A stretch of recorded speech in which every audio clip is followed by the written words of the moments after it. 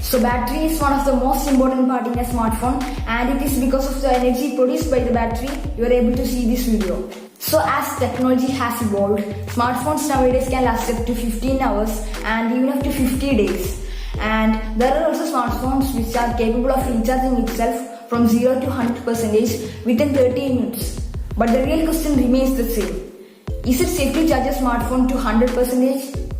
So to answer this question, we have to understand how the battery works. But before that, if you guys didn't subscribe to my channel, make sure you hit that subscribe button. So generally there are two types of battery. One is lithium-ion battery and the other is lithium polymer battery. So the batteries used in the smartphones are lithium-ion batteries. So lithium-ion batteries are made up of cells, and these cells has three components. They are negative electrode, positive electrode and an electrolyte. So when you charge the lithium-ion batteries, the positive electrodes gives up some of its lithium ions which moves through the electrolyte and reaches the negative electrode.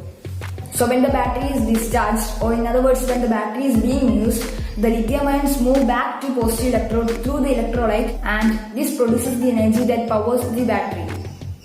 So the energy capacity of the battery is measured in milliamp hours, also known as mAh. So in general we can say that the higher the mAh, the higher the capacity of the battery to store energy. Charging also creates pressure inside the battery.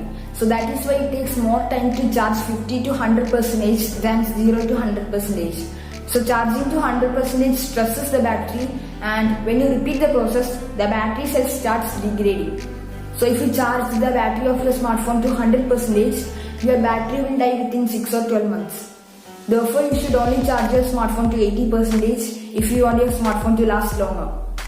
So hope you guys like this video. If yes, make sure you click that like button, and if you guys didn't subscribe to my channel, make sure you subscribe to my channel.